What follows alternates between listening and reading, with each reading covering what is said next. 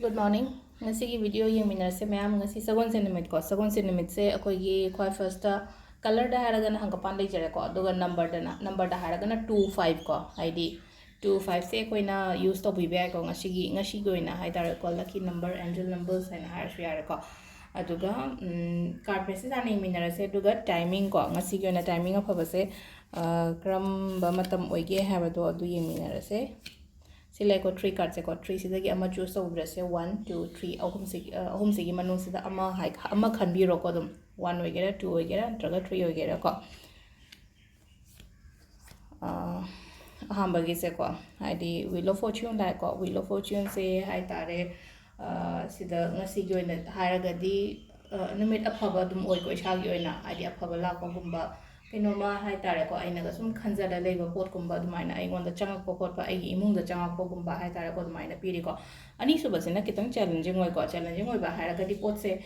hotna ba hai tare ko ngasi se sum haidi aina tawdori ba thabak sida pha yamna hotna ba khotpa tarai phangdaba gumba dumaina oi ba hai tare ko atu pot phangdi phange ba aina hotna ba dugi makha pon ba hai tare ko haidi challenging leiba hai bane mesida haidi challenging haidi kenoma taw ma thaba ama taw matamda yam thuna oibusu yawe tapna oibusu yawe khatang wana oibusu yawe khatang wana gumba sidana keno tawba hai tare ko ani subagi sina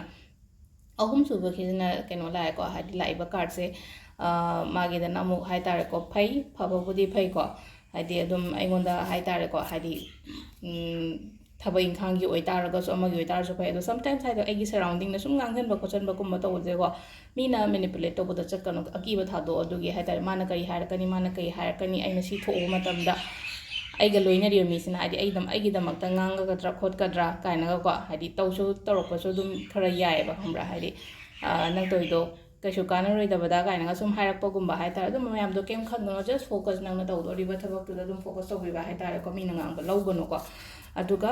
kaino ko akhoi timing sina ko ayuk ki pung 5 ga minute ani dagina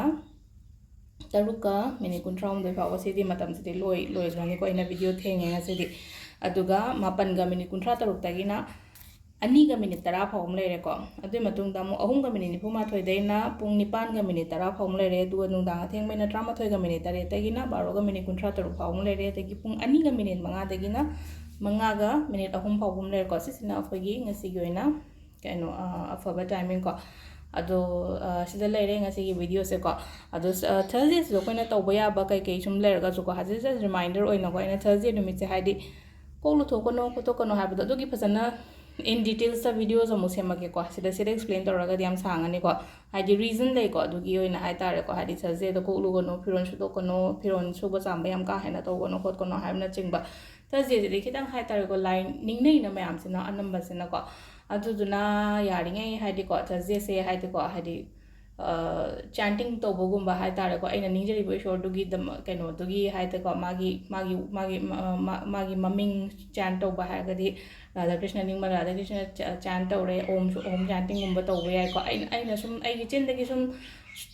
keno to aina sum son gan ba pot gumba hai tare ko hai adu gumba to chant gumba to ba yai ko ka sukai de ko aduga atay na ko hari yari nga yellow color se sizinabyo like kat pada oro lai da oro kai da oro ko asuguma mayam se ado sida leire ko ngasi gi video se mayam thank you